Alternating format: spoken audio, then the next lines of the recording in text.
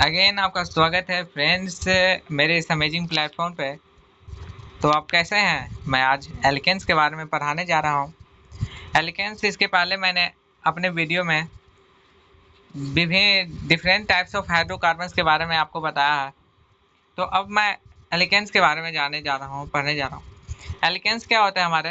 तो they are 12 alkenes हमारे क्या होते हैं? तो they are unsaturated non cyclic hydrocarbon which have sp2 hybridization with 120 degree bond angle. ठीक है, जो एल्केन्स है वो एक अनसैचुरेटेड क्या है जी? ये क्या है जी? SATURATED सैचुरेटेड हाइड्रोकार्बन है जो कि नॉन साइक्लिक है। नॉन साइक्लिक ये कैसे कंपाउंड्स हैं? तो ये ऐसे कंपाउंड्स है वो ये अनसैचुरेटेड हाइड्रोकार्बन्स होते हैं जो कि नॉन साइक्लिक क्या है जी? नॉन साइक्लिक मतलब क्या हुआ कि वे डज नॉट रोटेट्स, वो रोटेट्स नहीं करते एल्केन्स। ठीक है, उनके पास sp2 हाइब्रिडाइजेशन शो करते हैं। वो कौन सा हाइब्रिडाइजेशन शो करते हैं? तो sp2 हाइब्रिडाइजेशन वो शो करते हैं। और इसके साथ साथ उनके बॉन्ड एंगल कितना था? उनका जो बॉन्ड एंगल होता है दैट्स इज अबाउट, वो कितना होता है? 120 डिग्री। ठीक है, बॉन्ड एंगल उनका होता है, उनका बॉन्ड एंगल कितना होता है? तो 120 डिग्री बॉन्ड एंगल होता है। तो एल्केन्स आर ऑल्सो कॉल्ड ऑल्फेन्स। ऑल्फेन्स, ठीक है, ऑयल फॉर्मिंग। ठीक है, जो एल्केन्स होते हैं ना हमारे, एल्केन्स को हम लोग ओलिफिन्स कहा जाता है। OLIFINS, ओलिफिन्स कहते हैं। क्यों ओलिफिन्स कहते हैं? बिकॉज इनसे ऑयल फॉर्मेशन होता है। क्या होता है जी? तेल बनते हैं हमारे, इसलिए we can say it olefins. इसका मतलब है कि which indicates their high reactive nature. Olefins का मतलब क्या होता है कि बहुत ज़्यादा रिएक्टिव नेचर एल्किन से शो करते हैं। मतलब कि जैसे वो किसी दूसरे एटम से रिएक्ट करेंगे तो उनकी रिएक्टिविटी काफ़ी ज़्यादा होगी, समझे। और आगे चलते हैं तो alkanes have general formula CnH2n। उनका जो जनरल फार्मूला है, एल्केन्स का जनरल फार्मूला क्या होता है? CnH2n। ये जनरल फार्मूला होता है। और n जो है वो 1 2 3 एंड सो ऑन तक जाता है। इसके एग्जाम्पल जैसे एथेन हो गया हमारे पास C2H4। जब हम इसके एग्जाम्पल्स को देखते हैं तो कौन कौन सा एग्जाम्पल हमारे पास होता है? तो C2H4 हो गया, दैट्स कॉल्ड इथेन। ठीक है, इथेन। इसके बाद हमारे पास C3H6, that's called propene. That's called propene. ऐसे ही इसके एग्जाम्पल हैं। और चलते हैं आगे। इसका स्ट्रक्चर कैसा होता है? तो स्ट्रक्चर पहले हमने आपको बता दिया कि नॉन साइक्लिक स्ट्रक्चर होता है, क्योंकि वो नॉन साइक्लिक हाइड्रोकार्बन है। लेकिन स्ट्रक्चर उनका होता है जस्ट लाइक, लेट्स सी उनका स्ट्रक्चर कैसा होता है। तो alkenes possess at least one pi bond and have triangular planar shape with bond angle 120 degree between C and H bonds. इसका मतलब क्या हुआ कि जो एल्केन्स होते हैं ना, एल्केन्स जो होते हैं, एल्केन्स जो हमारे होते हैं उनमें कम से कम एक पाई बॉन्ड होता है। 1 पाई बॉन्ड प्रेजेंट हमेशा ही होता है। और वो कैसे बनाते हैं और उनका जो स्ट्रक्चर होता है वो कैसा होता है? तो ट्रायंगुलर प्लेनर होता है। ट्रायंगुलर प्लेनर स्ट्रक्चर वो बनाते हैं, शेप बनाते हैं। किन के बीच में? तो C और H बॉन्ड्स के बीच में 120 डिग्री का। जस्ट लाइक वो कितना डिग्री का बनाते हैं? Triangular planar shape of angle 120 degree का वो बनाते हैं। तो इनमें क्या हम देखें कि उसका जो स्ट्रक्चर होता है, एल्केन्स का स्ट्रक्चर कैसा होता है कि कम से कम एक पाई बॉन्ड। ठीक है, और इनका शेप कैसा होता है? ट्रायंगुलर प्लेनर शेप होता है। उनके बीच में जो एंगल होता है 120 डिग्री एंगल होता है और CH बॉन्ड्स वो प्रेजेंट होते हैं। चलिए इसके बाद हम चलते हैं आइसोमेरिज्म इन एल्केन्स। एल्केन्स में भी कुछ आइसोमेरिज्म होते हैं। आइसोमेरिज्म मतलब उसके जो अलग अलग प्रकार के और जो ऑप्टिकल आइसोमेरिज्म होते हैं वो, जस्ट लाइक से एल्केन्स तो बोथ है structural isomerism and geometrical isomerism. मतलब एल्केन्स में स्ट्रक्चरल STRUCTURA स्ट्रक्चरल और, ठीक है, जियोमेट्रिकल जियोमेट्रिकल आइसोमेरिज्म पाए जाते हैं, बोथ ही पाए जाते हैं। एक स्ट्रक्चर हो गया, स्ट्रक्चर आइसोमेरिज्म हुआ, सेकेंड जियोमेट्रिकल आइसोमेरिज्म हुआ। Structural isomerism exists by alkenes और chain isomerism and position isomerism, ठीक है। और स्ट्रक्चरल आइसोमेरिज्म में जो हमारा एल्कीन होता है उसका पहला पार्ट होता है क्या, कि वो चेन आइसोमेरिज्म शो करता है, एंड सेकेंड शो करता है पोजीशन आइसोमेरिज्म, ठीक है। तो हमने देखा कि स्ट्रक्चरल आइसोमेरिज्म में वो दो चीज को शो करता है, first of all chain isomerism and second call position isomerism. ये जो इतने हैं ना, ये देखिए यहाँ से जब आप यहाँ तक पढ़ेंगे ना, खुद से भी आप पढ़िएगा, जो इंपॉर्टेंट पॉइंट्स है यहाँ, जैसे लाइक अनसेचुरेटेड है, नॉन साइक्लिक हाइड्रोकार्बन है, एंगल बनाता है अपने बीच में 120 degree bond angle, hybridization show करता है, sp2 हाइब्रिडाइजेशन ओलेफिन्स इन्हें कहते हैं। इनका स्ट्रक्चर जनरल फॉर्मूला CnH2n, इनका मान यहाँ 2 3 4 होता है, ठीक है। C2H5 एथेन प्रोपेन, ये सब इसका एग्जाम्पल हुआ। 120 डिग्री का एंगल बनाते हैं और एटलीस्ट उनमें एक पाई बॉन्ड होना चाहिए, एक ट्रायंगुलर प्लेनर शेप उनका होता है। C और H बॉन्ड्स के बीच में 120 डिग्री का एंगल बनाते हैं, और ये दोनों ही प्रकार के उनमें स्ट्रक्चर पाए जाते हैं। First of all structural isomerism and second of all geometrical isomerism. Structural isomerism में वो दो तरह से पाए जाते हैं, chain isomerism and second is called position isomerism. तो ये सभी जो है ना काफी इंपॉर्टेंट है, एग्जाम्स में एक सेंटेंस में आपसे पूछा जा सकता है ये सभी चीज़ों के बारे में। तो आपको क्या है कि इन सभी चीज़ों को कॉपी में बना लेना है, कॉपी में लिख लेना है, राइट कर लेना है, जिससे आपको आसानी हो एग्जाम क्लैरिफाई करने में, ठीक है। अब चलते हैं आगे।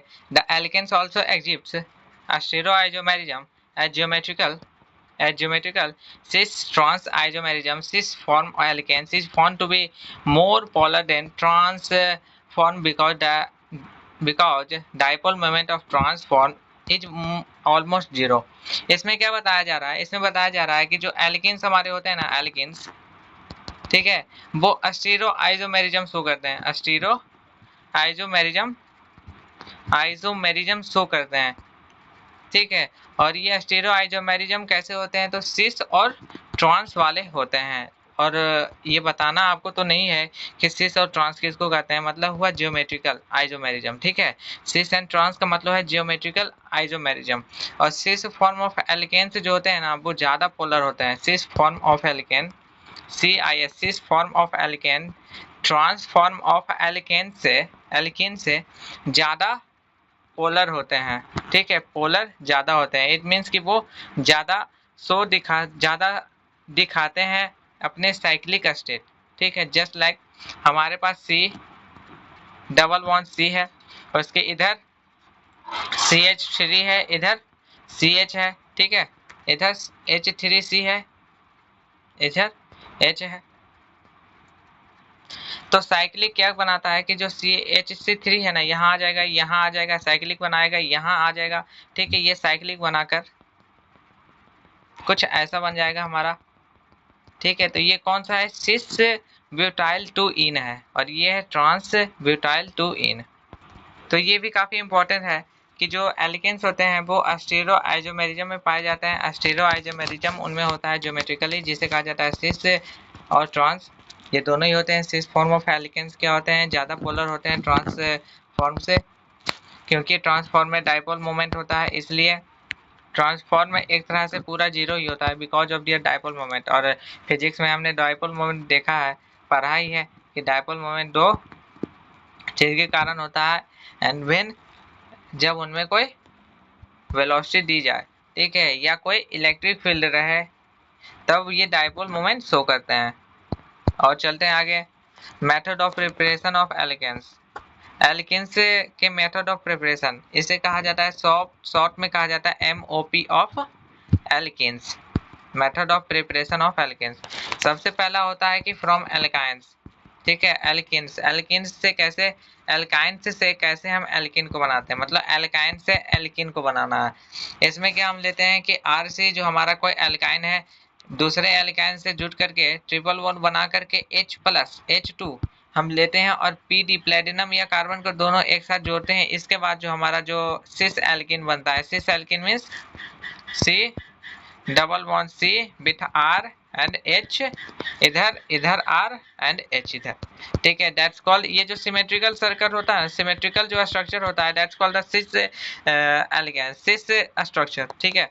फ्रॉम एल्काइल हैलाइड से, जिसे कहा जाता है dehydrogenation, dehydrogenation means combination of hydrogen. चलिए इसमें क्या होता है कि हमारे पास जो X है वहाँ कोई भी हेलोजन्स आ सकते हैं हमारे, C डबल बॉन्ड H इधर, H इधर, H इधर, इधर कोई हेलोजन, इधर H, इधर H, ये सब ऐसे मिल करके क्या बनाते हैं जी हमारे पास H bond, C double bonded with C, H bond double bonded with H, इसके बाद इधर H, ठीक है। इस तरह का स्ट्रक्चर बनाते हैं, दैट्स कॉल्ड। और ये कौन सा स्ट्रक्चर होता है, तो एल्किन का ये स्ट्रक्चर होता है। तो आप देख सकते हैं काफ़ी आसान होता है, इसे याद कर लेना आपको, ठीक है। ये जो स्ट्रक्चर है ना, पहला तो एल्किन से कैसे एल्काइन से बनाते हैं, वो एल्काइन से कैसे एल्किन बनाते हैं, वो पहली बात तो ये। दूसरा एल्काइल हैलाइड से कैसे बनाया जाता है, दूसरा ये जो बेनेसियल हैलाइड से ज़्यादा नहीं पूछा जाता है, ठीक है। तो लेकिन चलते हैं हम इसके बारे में जानते हैं ये कहता किसे है, ठीक है। बेनेसाइल हैलाइड्स में, डाई हैलाइड्स में अलग अलग तरह के इसमें 2 स्टेप प्रोसेस होता है। क्या होता है कि CH2Br plus of Zn react करके CH2, ये जो CH है CH2 बॉन्ड, ये दोनों आपस में मिल करके डबल बॉन्ड बना लेता है CH2, और इसके बाद जो ZnBr2 अपने साथ मिलकर दूसरा बॉन्ड बना लेता है। और जब इसको फिर से ब्रोमीन ऐड किया जाता है, उसमें क्या होता है कि CH3 जो बॉन्ड जब टूटता है, तो हमारा जब बॉन्ड ये टूटा तो हमारे पास ब्रोमीन नीचे आ जाता है, एक ब्रोमीन, और इसका बॉन्ड टूटा तो एक ब्रोमीन नीचे, दोनों ब्रोमीन हमारा नीचे आ जाता है, और डबल बॉन्ड की जगह सिंगल बॉन्ड आ जाता है। और सिंगल बॉन्ड डबल बॉन्ड टूटता है तो H इधर और H इधर, तो CH इस तरह का आ जाता है, CH3 CH CH2 plus of Zn, नीचे में Br, इस तरह से आता है। और इसके बाद जब ये रिएक्शन फॉरवर्ड रिएक्शन होती है, मतलब कि और आगे चलते रहती है, Ca बनता है, फाइनल जो बनता है वो आता है CH3 CH बॉन्ड आता है, और CH3 CH bond double bonded with CH2 ZnBr, इसी में क्या आता है हमारा एल्कीन आता है, ठीक है। अब चलते हैं आगे, अब आगे चलते हैं। चौथा जो हमारा प्रोसेस है, इसे कहा जाता है कि from alcohols by acidic dehydrogenation, ठीक है। ये भी काफ़ी इंपॉर्टेंट हमारे लिए है एग्जाम के पॉइंट ऑफ व्यू से, क्योंकि इसमें क्या होता है कि CC हमारा कार्बन है बॉन्डेड विद, इधर से भी हाइड्रोजन, इधर से भी हाइड्रोजन, इधर से भी, इधर से भी, लेकिन मेन बात ये होती है कि हाइड्रोक्साइड इधर एक बॉन्डेड विथ होता है कार्बन के साथ, ठीक है। इसे कहा जाता है डिहाइड्रोजन, इसे ही कहा जाता है अल्कोहल, ठीक है। क्योंकि इसका फॉर्मूला भी हम जानते हैं, एथेनॉल है ये, लेकिन किस में आता है, तो अल्कोहल में ही आता है। तो इस कंसनट्रेटेड H2SO4 को जब गर्म किया जाता है उसके साथ मिला करके, तो हमारा बनता है ethane, that's called CH2CH2 double bond plus of H2, hydrogen भी हमारा बनता है। और आगे चलते हैं, आप ये देखें कि हमारे पास CH2 बॉन्ड है, ठीक है, double bonded with CH2 bond है। ये जो डबल बॉन्ड है ये टूटता है तो H इधर और H इधर आ जाता है, ये दोनों H इसके साथ ऐड हो जाता है, ये इसके साथ ऐड हो जाता है, बन जाता है CH3 single bond CH3। Single bond को आप ऐसे ही कर सकते हैं CH3 CH3, ऐसे भी आप कर सकते हैं। अब चलते हैं फिजिकल प्रॉपर्टीज ऑफ एल्केन्स के बारे में। जो हमारा एल्केन्स होता है उसका कुछ फिजिकल प्रॉपर्टीज भी होते हैं। चलिए let's discuss about it, physical properties के बारे में डिस्कस करते हैं एल्केन्स के। तो एल्केन्स क्या होता है, alkenes as a class, remember alkenes as a class resemble alkenes in physical properties, ठीक है, and except in types of isomerism and different in polar nature.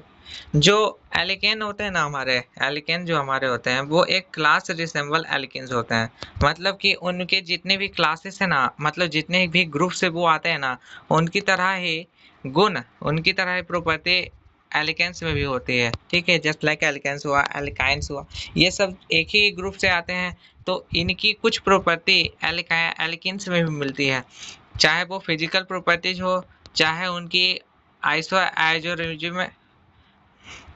Isomerism की प्रॉपर्टी हो, चाहे पोलर नेचर की प्रॉपर्टी हो।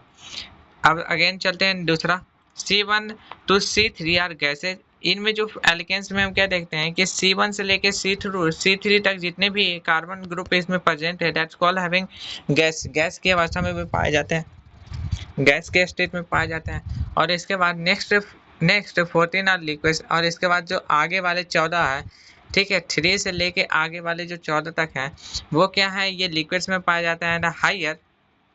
हायर मेंबर्स आर सॉलिड है। इसके बाद जो 14 से आगे के जो मेंबर्स हैं they are all present in solid. तो ये भी काफ़ी इंपॉर्टेंट होता है, एग्जांपल्स में डायरेक्टली पूछा दिया जाता है कि जो 1 से लेके 3 तक के जो कार्बन्स होते हैं एल्केन्स में क्या पाए जाते हैं, तो गैस के रूप में पाए जाते हैं। कौन से स्टेट में पाए जाते हैं, गैस के रूप में।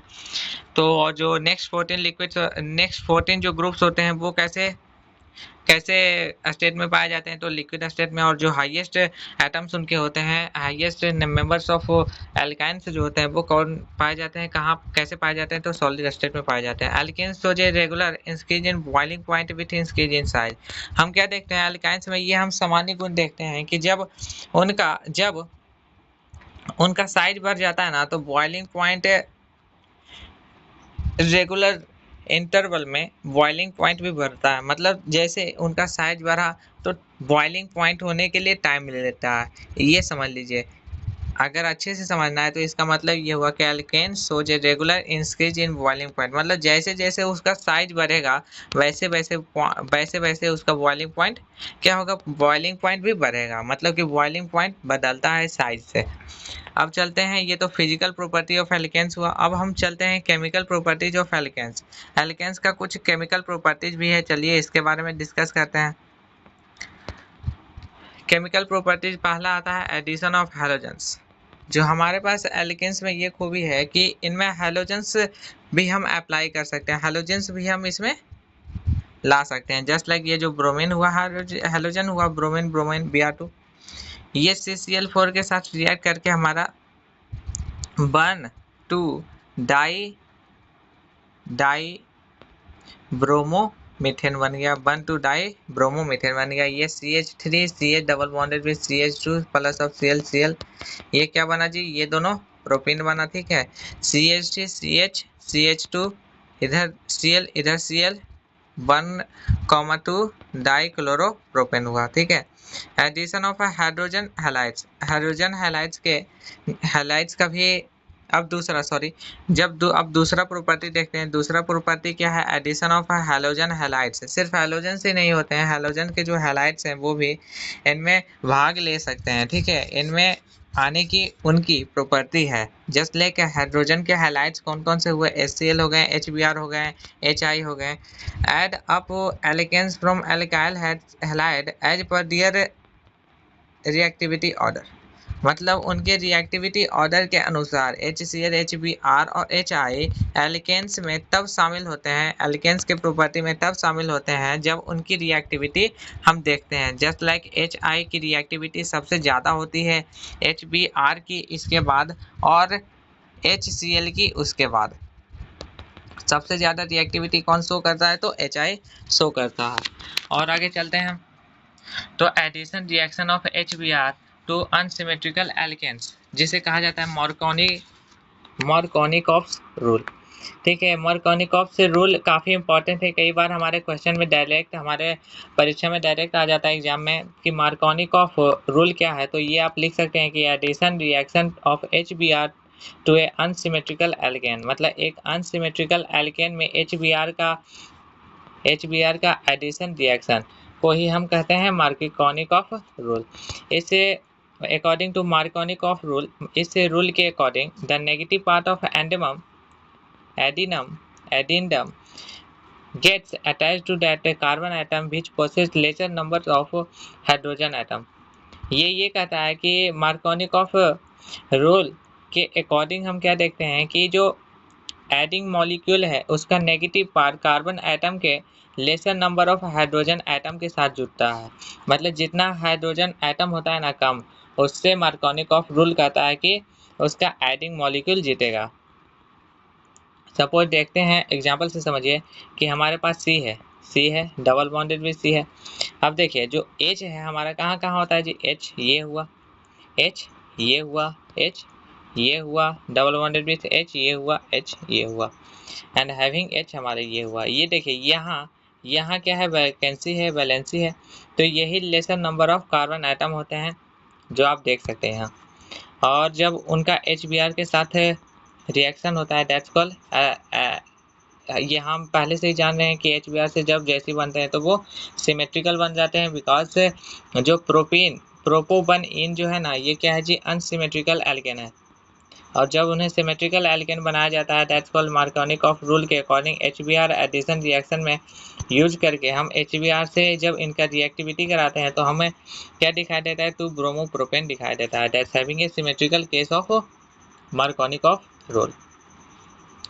एक दूसरा केस आता है जिसे कहा जाता है एंटी मार्कोनिकॉफ एडिशन, जिसे peroxide effect of class effect भी कहा जाता है। ये भी काफ़ी इंपॉर्टेंट है कि एंटी मार्कोनी एडिशन, जिसे ही कैरोस इफेक्ट भी कहते हैं, ये काफ़ी इंपॉर्टेंट है और इसे ही हम पेरोक्साइड इफेक्ट भी कहते हैं। इसमें क्या होता है कि in this presence of organic peroxide addition of only HBr molecule on unsymmetrical alkane takes place contrary to Markovnikov's rule। क्या कि ये कहता है कि ये जो रिएक्शन होता है ना, ये ऑर्गेनिक पेरोक्साइड की प्रेजेंस में होता है और इसमें क्या होता है कि HBr मॉलिक्यूल अनसिमेट्रिकल एल्केन्स की जगह, ठीक है, ले लेते हैं, जैसा कि मार्कोनिकॉफ्स रूल कहता है। मतलब मार्कोनिकॉफ्स रूल के अपोजिट, ठीक है, HBr क्या लेते हैं, अनसिमेट्रिकल एल्केन्स की जगह ले लेते हैं, ठीक है, आप ये समझिए।